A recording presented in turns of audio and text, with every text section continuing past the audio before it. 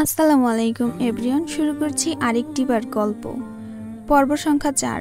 লেখনীতে ইশরাত ইতি। দরজার বাইরে থেকে টোকা দিচ্ছে আজমেরি। তার পাশে দাঁড়িয়ে আছে রুমা। রওনাফ গিয়ে দরজা খুলে দেয়। দরজার ওপাশে দাঁড়িয়ে রুমা বলে, ভাবি উঠেছে ভাইয়া?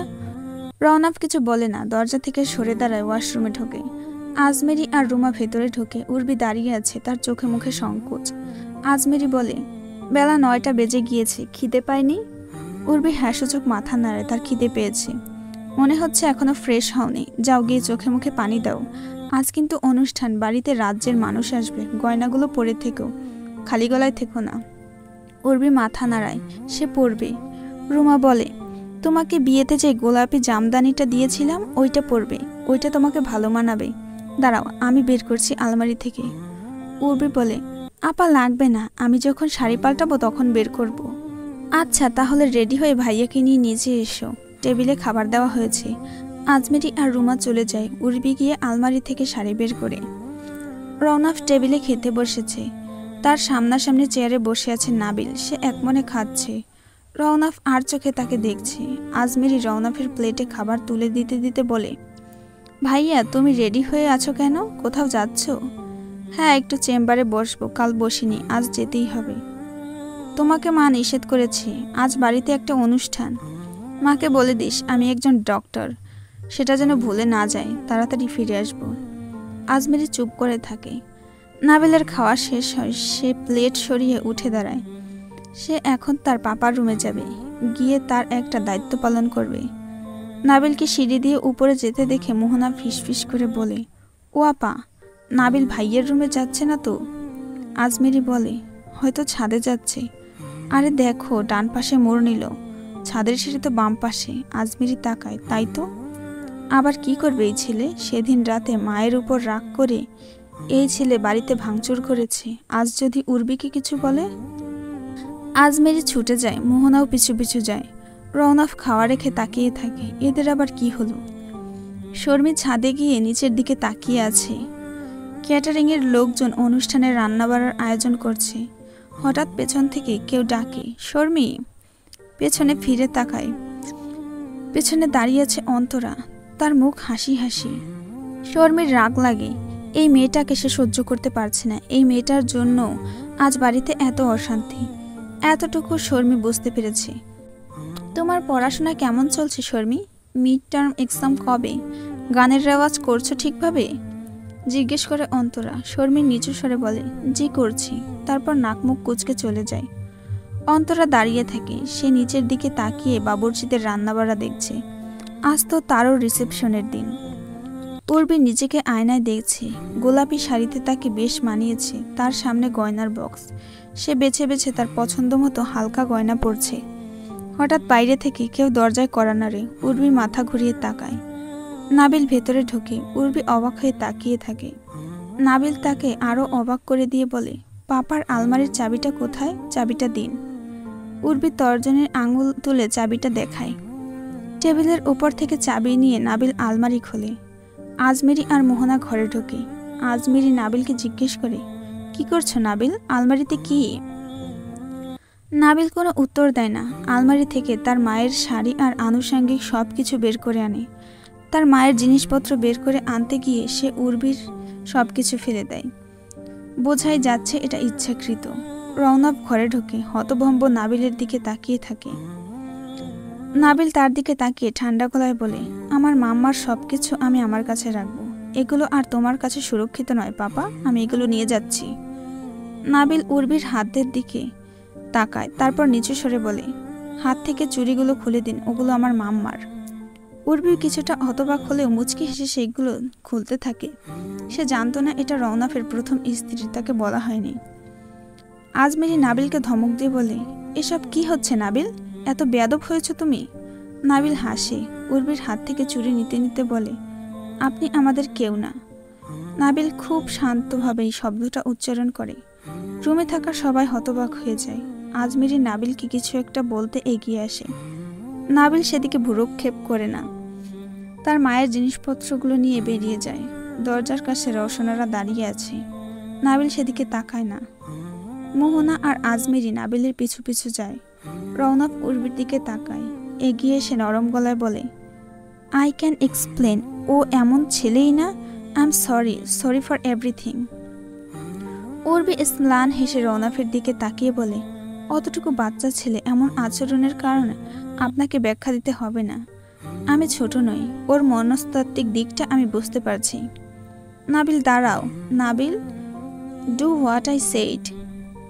নাবিল দাঁড়িয়ে তার পাপার দিকে তাকায়। রৌনক তার কাছে এগিয়ে যায়, খুব নরম গলায় বলে, অনুচিত কাজ কখনোই করনি তুমি নাবিল। চলো ওনার কাছে সরি বলো। আমি চাই না নতুন কোনো ব্যক্তি আমার জান বাচ্চাগুলোর প্রতি নেগেটিভ ধারণা পোষণ করে থাকুক। নাবিল মৃদু হেসে বলে, papa, don't expect this for me. I will, কারণ তুমি এমন ছেলেই নাও। তুমি আমার নাবিল, যে কাউকে কখনো অসম্মান করে কথা বলে না। নাবিল কিছু না বলে চুপচাপ নিজের ঘরে গিয়ে দরজা বন্ধ করে দেয়। রৌনক চুপচাপ করে দাঁড়িয়ে থাকে, এক হাতে অ্যাপ্রন, আরেক হাতে স্টেথোস্কোপ। দোতলা থেকে রৌনকের দিকে তাকিয়ে আছে উর্বি। অন্তরা চুলায় চা বসিয়েছিল।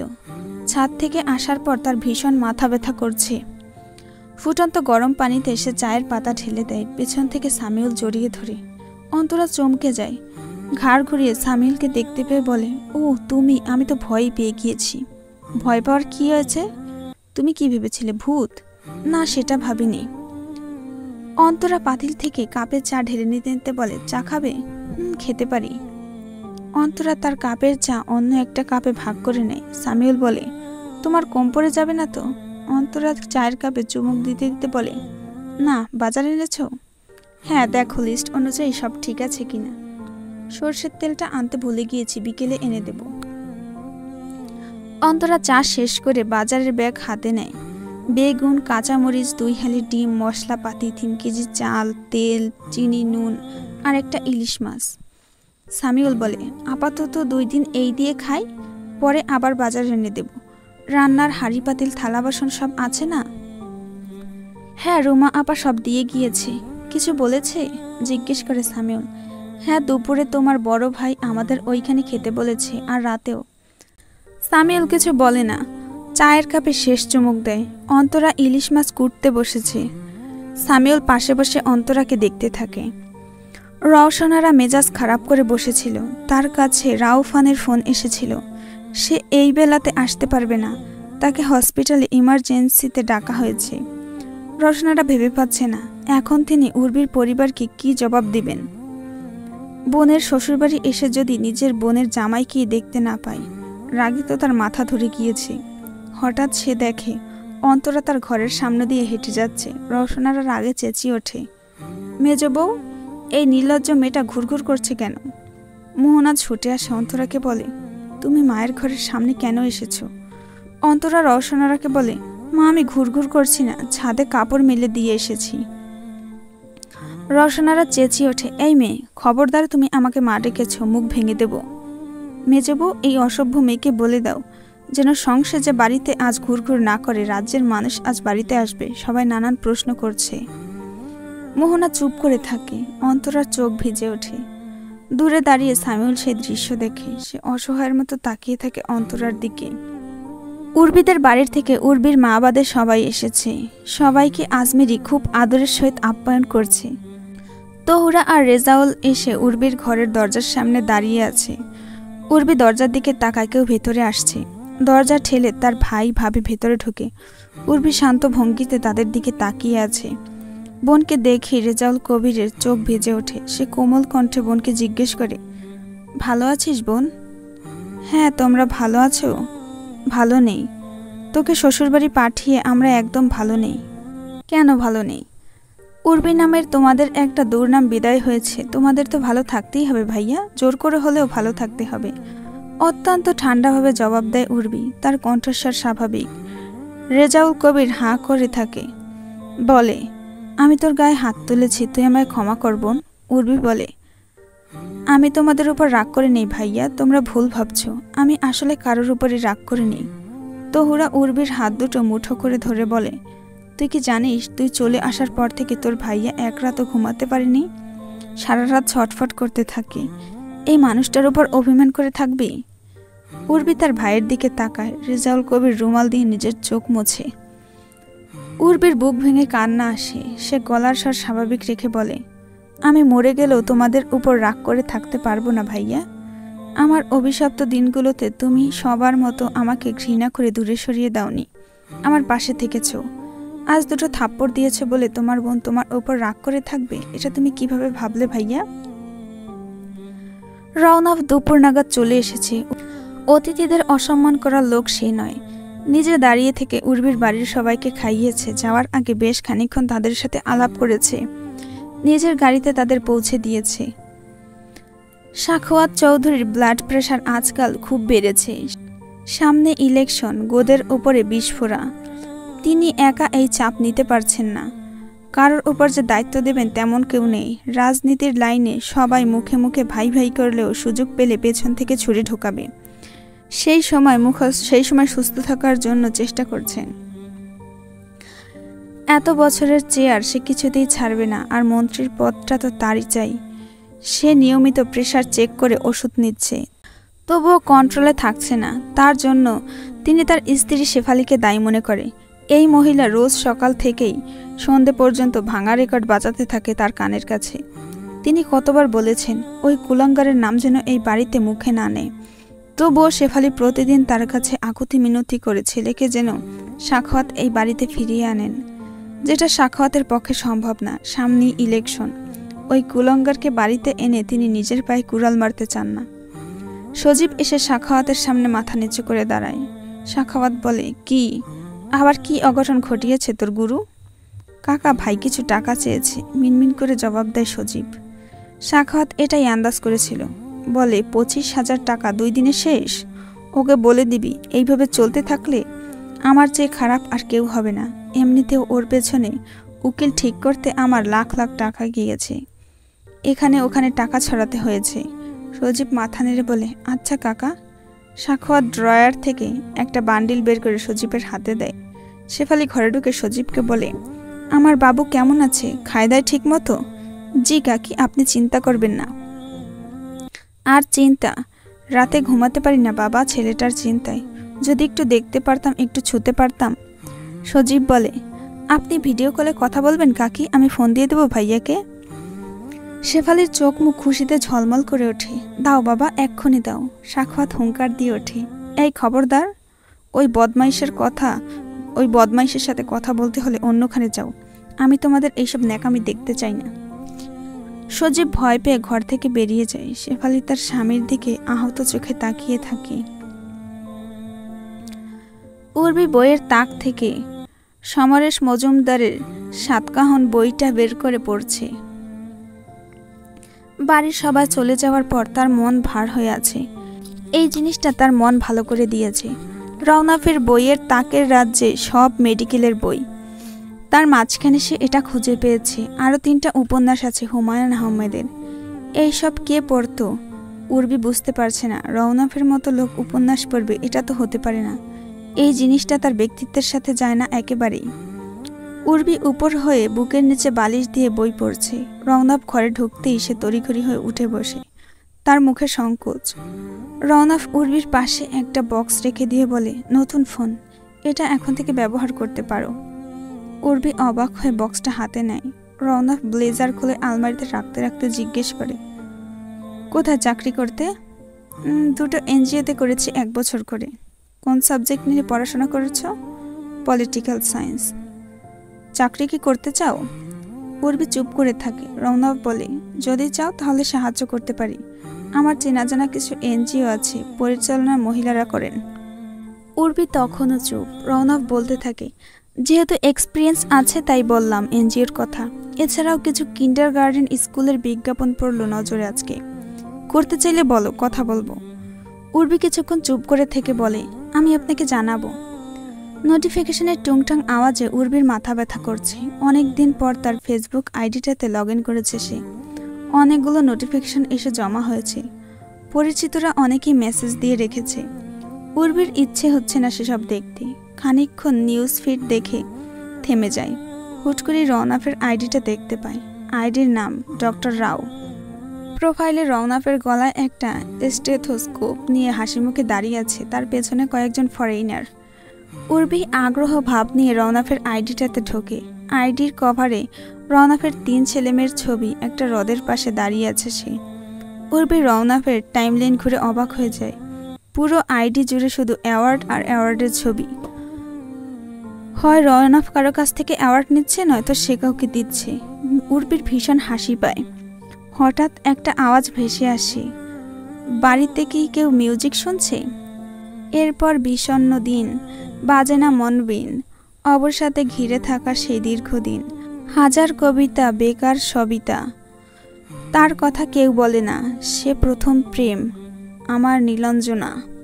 উর্বির ফোন হাত থেকে ফেলে কান চেপে ধরে বসে থাকি। মিউজিকের আওয়াজ তীব্র থেকে তীব্রতর হচ্ছে। এই গানটা উর্বির মস্তিষ্কে আলোড়ন সৃষ্টি করছে। তার কুঁচকে যাওয়া অনুভূতিকে আরও একটু পিষে দিতে দাঁতে দাঁত চেপে বিড়বিড়ালো সে, বন্ধ করো, এই গান শুনতে ভালো লাগে না। চোখ বেয়ে পানি পড়তে শুরু করে তার। মন মস্তিষ্ক জুড়ে যুদ্ধ চলছে, রক্তপাত হচ্ছে চোখে। পাথরের ন্যায় চুপচাপ বসে থাকে সে। রওনাফ হসপিটালে যাবে বলে তৈরি হতে ঘরে ঢুকেছিল। উর্বির দিকে চোখ পড়তেই সে দাঁড়িয়ে যায়।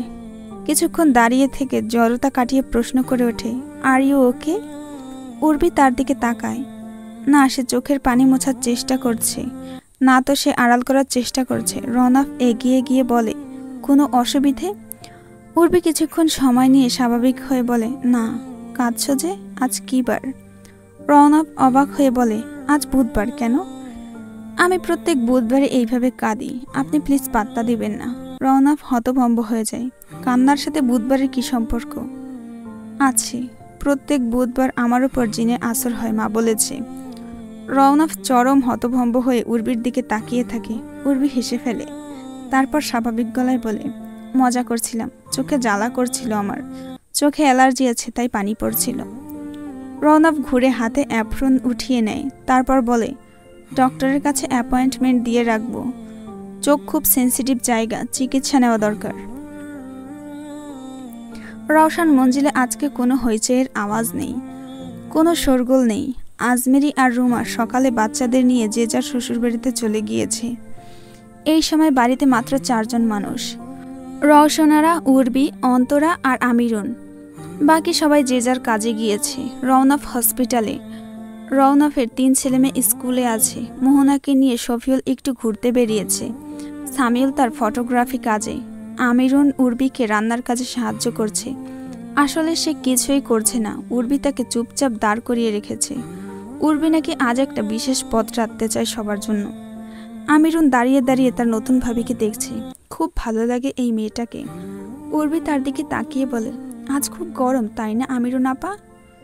যে নতুন ভাবি, আপনার কষ্ট হইলে আমারে দেন, আমি ইলিশ পোলাও রাঁধতে জানি। না, আমার কষ্ট হচ্ছে না। তুমি এক কাজ করো, আমাদের 4 জনের জন্য লেবুর শরবত বানাও, ঠান্ডা ঠান্ডা। আমরা 4 জন কই ভাবি, আমরা তো 3 জন বাড়িতে, আপনি, আম্মাই আর আমি। উর্বি হেসে ওঠে, বলে, তোমার ছোট ভাইজানের তো বউ আছে বাড়িতে, তার কথা ভুলে যাও কেন? আমিরুন জিভে কামড় দিয়ে বলে, ইস, একেবারে ভুল্লা বইসা আছি, আমি অক্ষণ বানাইতেছি। আমিরুন কাজ করতে করতে বলে, আচ্ছা ভাবি, আপনার রাগ লাগে না হের উপর? না, উত্তর দেয় উর্বি। আমিরুন বলতে থাকে, তবে ওই মাস্টার আপা কিন্তু ভালো মানুষ, একেবারে আপনার মতো। আমি ভালো? উর্বি হাসতে হাসতে জিজ্ঞেস করে, হ ভালো, এই জন্যই আপনারে আল্লাহ ভাইজানের লগে মিলাই দিছে। আমার বড় ভাইজান এই দুনিয়ার সবচাইতে ভালো মানুষ। উর্বি আমিরুনের দিকে তাকায়। আমিরুন বলে, আমি জানি ভাবি, আপনি ভাইজানরে মানতে পারতেছেন না, এই যুগের মাইয়া। তবে দেখেন, আপনি একদিন দেখবেন কেমনে কেমনে জানি এই মানুষটার মায়া পইরা যাবেন। আমিরুন উর্বির দিকে তাকিয়ে অত্যন্ত আত্মবিশ্বাসের সাথে কথাটা বলে। উর্বির প্রসঙ্গ পাল্টে বলে, আমার শাশুড়ি কেন অন্তরাকে পছন্দ করে না?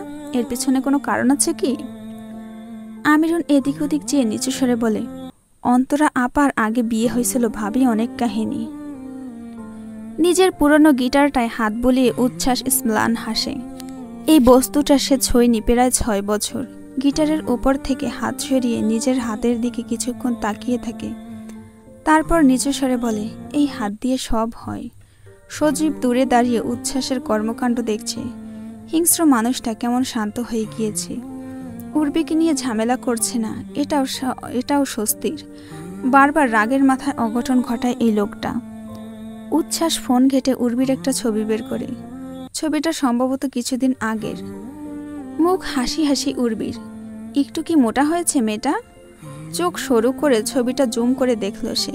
না, আগের মতোই রোগা পটকাই আছে, তবে চেহারায় মহিলা মহিলা একটা ভাব এসেছে। 6 বছর তো আর কম সময় না। সজীব রুম থেকে বেরিয়ে যেতেই উচ্ছ্বাস ফোনের স্ক্রিনে উর্বির ছবিটার দিকে তাকিয়ে বলে, গান শুনবে? হাতে গিটারটা তুলে নিয়ে উচ্ছ্বাস মাথা নিচু করে গাইতে শুরু করে। বলবো তোমায় আজকে আমি একটি ছেলের গল্প প্রেমের, চুপি চুপি কার ছবি এঁকেছিল সে যে অন্তরে,